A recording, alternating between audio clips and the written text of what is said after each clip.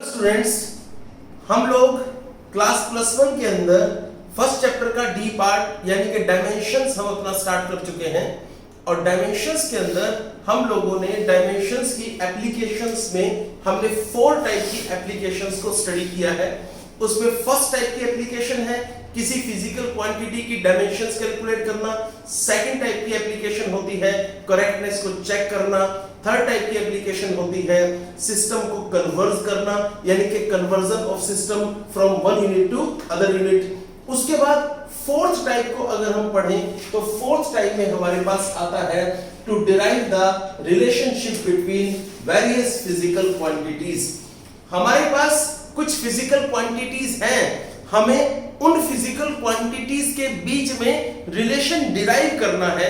वो आपस में एक दूसरे के साथ किस रिलेशन से लिंक होती है, हमें ये वाला लिंक यहां पर बताना है।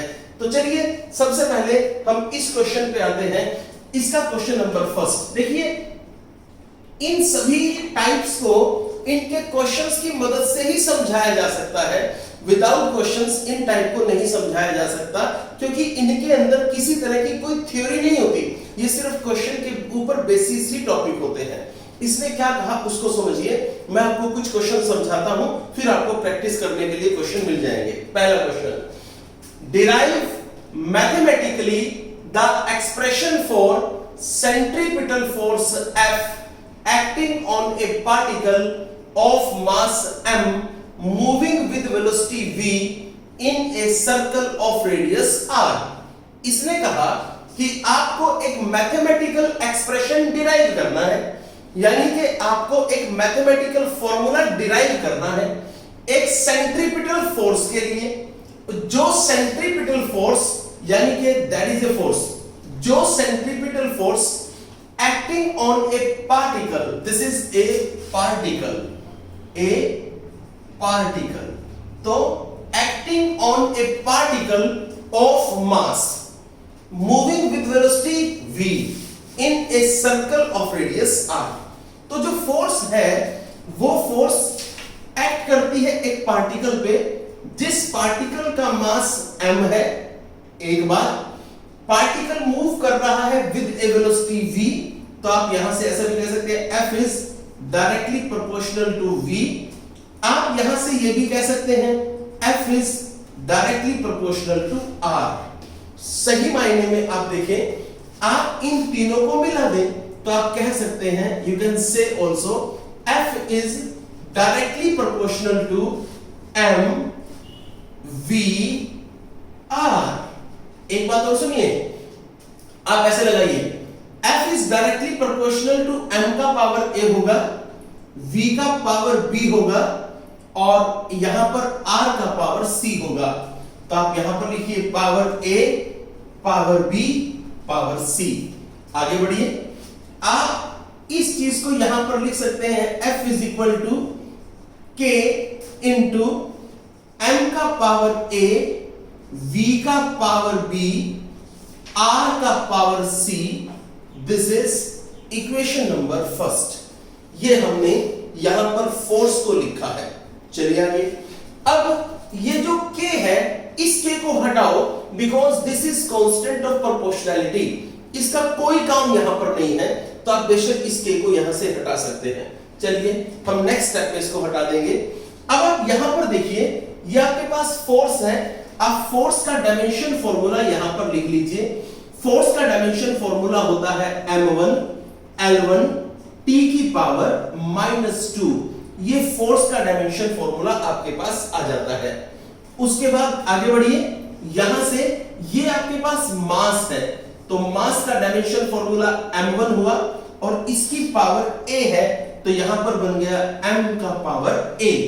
उसके बाद यहां पर नेक्स्ट चले, दिस इज वेलोसिटी, और वेलोसिटी का डायमेंशन फॉर्मूला L1 t की पावर -1 होता है, इस पूरे की पावर b है। उसके बाद आगे बढ़िए, दिस इज r यानी कि रेडियस, ये रहा सर्कल का रेडियस है, इसका डायमेंशन फॉर्मूला L1 है और इसकी पावर हो गई यहां पर c। आपने यहां से ब्रैकेट को बंद किया। अब हम अगले स्टेप पे आते हैं, वो क्या है, m की पावर 1 L की पावर 1 T की पावर -2।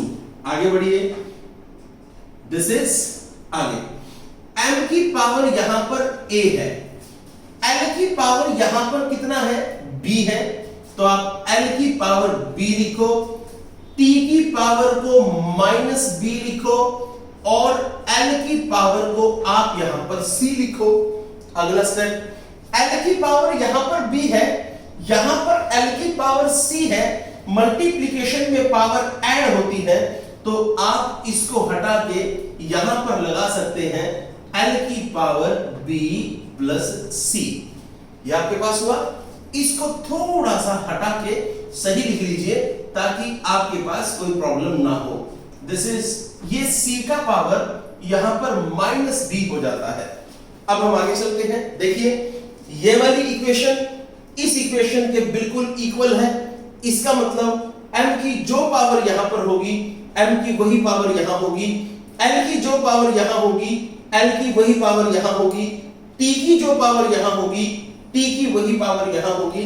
सो आप कह सकते हैं, क्या कहोगे, आप देख सकते हैं, this can say a is equal to 1। यहां पर देखो a is equal to 1। From this is b plus c, b plus c, l की पावर b प्लस c है, यहां पर l की पावर 1 है, तो क्या कहोगे, b plus c is equal to 1। यहां पर t की पावर -b है, यहां पर t की पावर -2 है, तो क्या बनेगा, b इज इक्वल टू 2। क्यों, क्योंकि -b इज इक्वल टू -2 है, तो b इज इक्वल टू 2 हो गया। यहां पर आप b की वैल्यू पुट कर दो, क्या बनेगा, देख लो, this is 2 plus c equal to 1। b की जगह आपने 2 पुट किया। बताइए आपके पास यहां पर c की वैल्यू क्या बनी, दिस इज -1।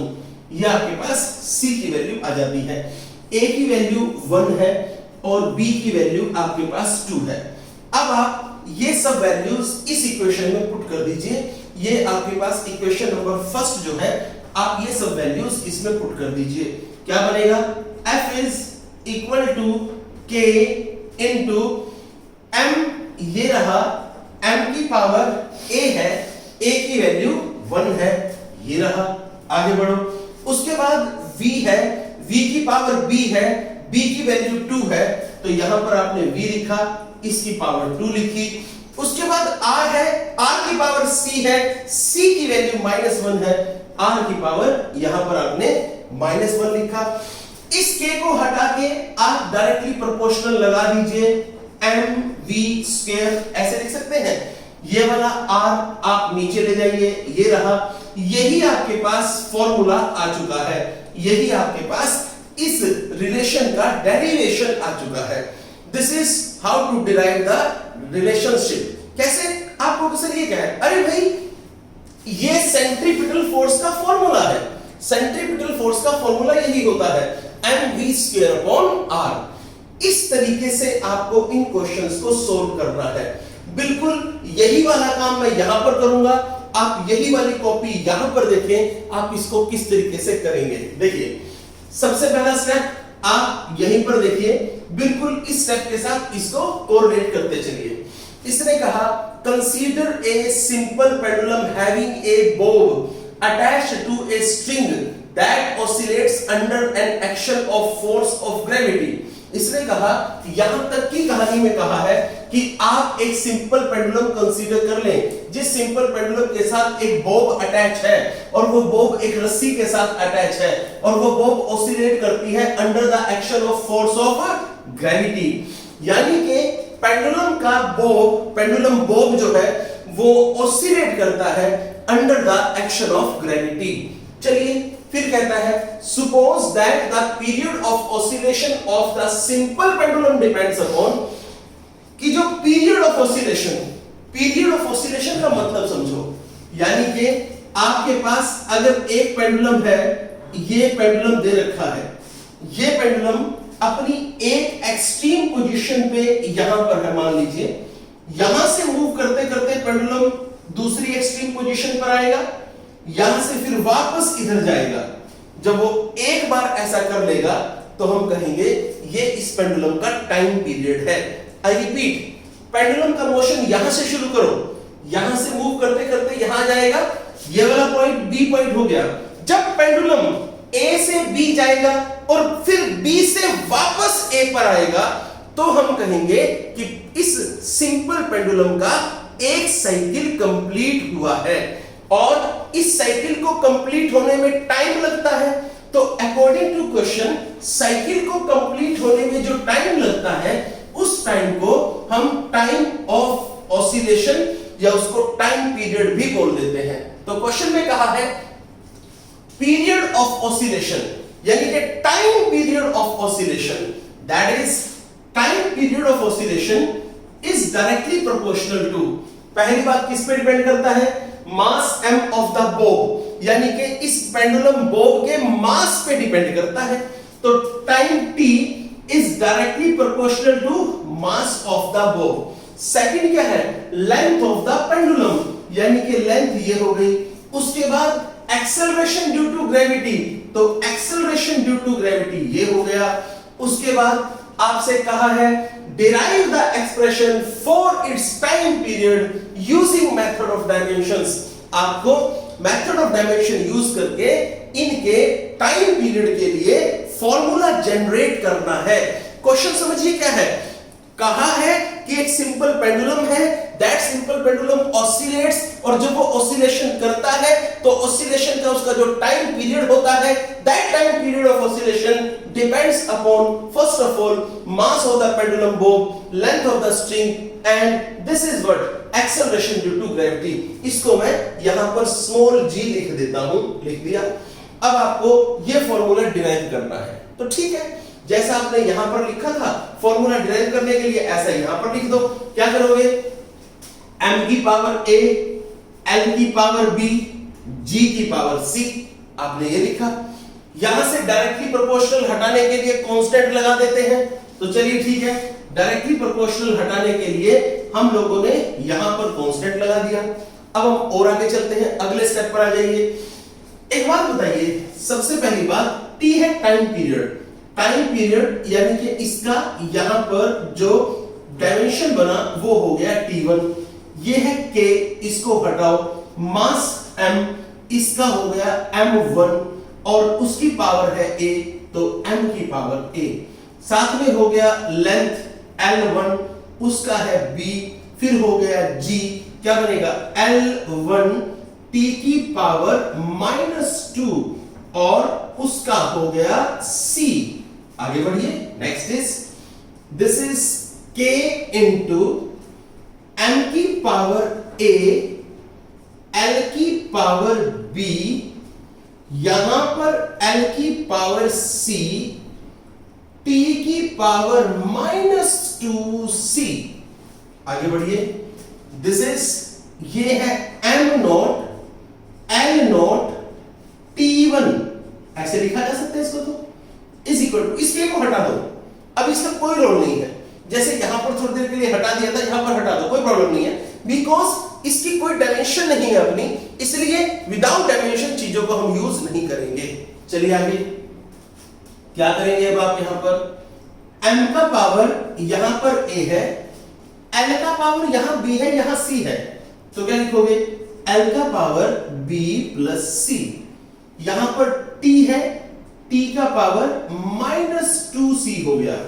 अब आप इन दोनों को कंपेयर कीजिए, इक्वेट कीजिए, देखिए m की पावर यहां पर 0 है, यहां पर m की पावर a है, तो इसका मतलब a इज इक्वल टू 0 हो गया।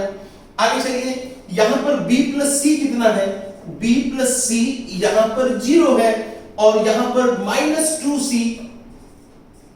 इज इक्वल टू यहां पर कितना है 1 है, तो -2c इज इक्वल टू 1। यहां से देख के बताओ, अगर -2c 1 है तो c कितना है -1/2। आगे बढ़िए, एक बात बताइए, अगर यहां से देखा जाए तो अब आप ऐसा कह सकते हैं b, c की जगह लिखो -1/2 इज इक्वल टू 0, ऐसे लिखा। बताओ यहां से b की वैल्यू कितनी है, यहां से b की वैल्यू हो गई, this is b equal to 1/2, तो ये लो b की वैल्यू यहां से 1/2 है, यहां से a की वैल्यू 0 है, यहां पर c की वैल्यू -1/2 आ गई है। अब हम इससे नेक्स्ट, इसी के अंदर जो इसका नेक्स्ट पार्ट बनता है, अब हम उस पर आ जाते हैं। देखिए इसके अंदर हम इससे आगे कैसे करें।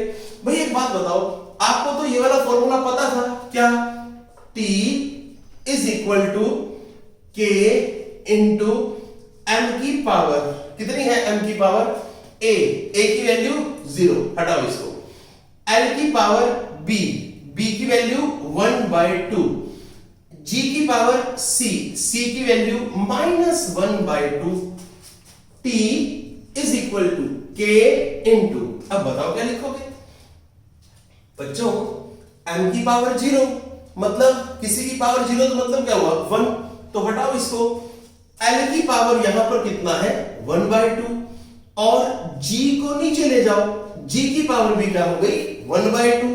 अब आप यहां से एक बात कह सकते हो, t is equal to k into square root of l upon g, ये आ गया। और कह सकते हो t इज इक्वल टू, इस k की जगह हम एक कांस्टेंट यूज कर लेते हैं, दिस इज 1/2 पाई, और साथ में यहां पर हो गया L अपॉन G। आप चाहो तो इसको ऐसे लिख लो, अदरवाइज यहीं से आप चाहो तो ऐसे लिख लो, T is directly proportional to root L upon G, आप ऐसे भी लिख सकते हो, this is also a formula. तो इस तरीके से हमारे पास ये फॉर्मूला आ जाता है। चलिए और क्वेश्चन देखते हैं, इसके कौन से हैं। देखिए स्टूडेंट्स, अब हमारे पास यहां पर आता है next question, this is question number 2। ये क्वेश्चन नंबर 2 हमारे अनसोल्व्ड क्वेश्चंस में क्वेश्चन नंबर 2 है। तो अनसोल्व्ड क्वेश्चन में क्वेश्चन नंबर 2 हमारे पास क्या है और इसमें हम क्या क्या कैसे कैसे करेंगे, इसके बारे में हम यहां पर डिटेल में स्टडी करते हैं। इसने कहा the velocity v of water waves depends upon the wavelength lambda. Water waves उनकी वेलोसिटी लैम्डा वेवलेंथ पे डिपेंड करती है। तो एक बात बताइए, अगर यहां से देखा जाए v velocity is directly proportional to wavelength lambda. दूसरा डेंसिटी ऑफ वाटर यानी कि density of water and acceleration due to gravity यानी कि एक्सेलरेशन ड्यू टू ग्रेविटी। अब आप v यानी कि velocity is directly proportional to lambda की पावर a लिखो, डेंसिटी की पावर b लिखो और g की पावर c लिखो। आगे चलो, यहां से v is equal to k into lambda की पावर a, रो की पावर b, g की पावर c। आगे बढ़ो, v यानी कि velocity this is L1 t की पावर -1। इसके को हटाओ क्योंकि इसका कोई डायमेंशन फॉर्मूला नहीं होता। बात करते हैं लैम्डा की। लैम्डा वेवलेंथ है, वेवलेंथ यानी कि लेंथ, उसका डायमेंशन फॉर्मूला L1 होगा और उसकी पावर a है। तो L1 की पावर a आप चाहो तो ऐसे लगा सकते हो, दिस इज L1 की power a। Next is density, this is mass upon volume. Mass के लिए क्या होगा m1, वॉल्यूम के लिए क्या होगा L3 और पूरे की पावर कितनी है b। आगे चलिए, next is acceleration due to gravity. इसमें क्या बनेगा, दिस इज, यहां पर समझिए ध्यान से, एक्सेलरेशन ही हुआ ना, L1 t की पावर -2 पूरे की पावर c। आगे बढ़ो, यहां से L1 t की पावर -1, ये यहां पर हुआ। आगे बढ़िए, इसके अंदर दिस इज L की पावर ये a है, यहां पर m की पावर b है और L की पावर -3b है। आगे चलिए, यहां पर L की पावर c है, t की पावर -2c है। आगे बढ़िए और अब इसको असेंबल कीजिए। वो कैसे, इनको जो जहां पर आपको सेट लगे वहां पर आप इसको ठीक करते चलिए। कैसे, m की पावर b रख लीजिए, L की पावर देखिए a है, -3b है और c है। a -3b प्लस में c। आगे चलो, दिस इज t की पावर यहां से -2c है, ये रहा। अब आप इन दोनों को आपस में कंपेयर कर लेंगे। वो कैसे? यहां पर अगर ध्यान से देखो तो यहां पर m नहीं है तो m की पावर आप 0 लगा सकते हो। अब देखो, यहां से देखते ही पता लग गया b की वैल्यू कितनी हो गई? 0। आगे चलो, यहां पर इसके साथ -2c इज इक्वल टू -1, तो इस माइनस से minus cancel, c is equal to 1/2 हो गया। आगे बढ़ो, यहां से a -3b plus c is equal to l की पावर क्या है? 1। आगे बढ़िए, c की जगह आप 1/2 पुट कर देंगे, b की जगह आप 0 पुट कर देंगे। तो चलिए आगे, a -0 और प्लस 1/2 इक्वल टू 1। बताइए a की वैल्यू कितनी आई है? देख लीजिए, a की वैल्यू आपके पास 1/2 आई है, c की वैल्यू भी 1/2 आई है, b की वैल्यू आपके पास 0 आई है। चलिए कैसे करेंगे आप इस क्वेश्चन को? अब यहां पर देख लीजिए, v is equal to k into lambda की पावर a है। चलिए, a की पावर 1/2 है, यानी कि a की वैल्यू 1/2 है, तो आप लिख सकते हैं लैम्डा की पावर 1/2। फिर है रो की पावर b की वैल्यू 0, तो रो की पावर यहां पर 0 लगा दोगे। किसी की पावर 0 का मतलब 1 होता है, वो चला गया। आगे चलिए, अब है g की वैल्यू, g की पावर c है, c की वैल्यू 1/2 है, तो यहां पर होगा दिस इज g की power 1/2। v is equal to k into this, k को हटाओ, कांस्टेंट ऑफ प्रोपोर्शनैलिटी लगाओ और यहां पर लिख दो this is lambda into g। ये लीजिए, ये आपके पास आ गया। This is result, proper result आ गया। अब चलते हैं इस क्वेश्चन पे। इस क्वेश्चन में समझिए हमें क्या करना है, ध्यान से देखिए। मुझे इस क्वेश्चन में ज्यादा जगह की नीड होगी, इसलिए ये क्वेश्चन मैंने आपको समझा दिया है। इस क्वेश्चन को मैं यहां से अब रफ कर देता हूं, ताकि आप लोगों को इसके अंदर और कोई इंटरमिक्सिंग कंफ्यूजन ना हो जाए। चलिए हम अब चलते हैं अपने क्वेश्चन नंबर 3 पे। देखिए क्वेश्चन नंबर 3 में हमें क्या करना है। ये कहता है assuming that the mass m of the largest stone that can be moved by a flowing river depends upon v, the velocity। सुन लीजिए ध्यान से, कहता है that assuming that the mass m of the largest stone, आपके पास एक stone है, उस stone का जो मास होगा, लार्जेस्ट स्टोन का जो मास होगा, that can be moved by a flowing river, जो एक फ्लोइंग रिवर बहती हुई नदी में मूव करेगा, डिपेंड्स अपॉन v, यानी कि पहली बात वेलोसिटी पे डिपेंड करेगा, डेंसिटी पे डिपेंड करेगा, g पे डिपेंड करेगा, the acceleration due to gravity show that the m varies with the 6th power of the velocity of flow। तो चलिए ठीक है, देखते हैं।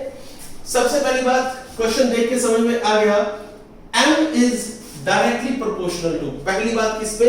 वेलोसिटी पे, तो लिख दो। दूसरी बात किस पे? डेंसिटी पे, तो लिख दो। तीसरी बात किस पे? एक्सेलरेशन ड्यू टू ग्रेविटी पे, तो वो भी लिख दो। और एक पार्ट जो हम बार बार करते आ रहे हैं, क्या कहोगे? यहां पर पावर a है, यहां पर पावर b है और यहां पर पावर c है। चलिए आगे क्या कहोगे? m is equal to k into, आप यहां पर अब यहां पर ऐसे लिख दीजिए, v की पावर a, रो की पावर b, g की पावर c। m यानी कि मास, डायमेंशन फॉर्मूला m1 हो गया, इज इक्वल टू k का डायमेंशन फॉर्मूला हटा दो, चलो हटा दिया। वेलोसिटी का क्या हुआ?